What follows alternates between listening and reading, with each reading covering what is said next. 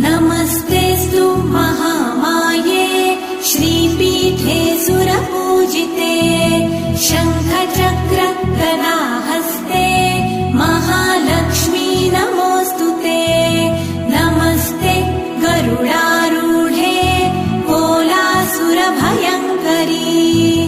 सर्वपाप हरे देवी महालक्ष्मी नमोऽस्तुते।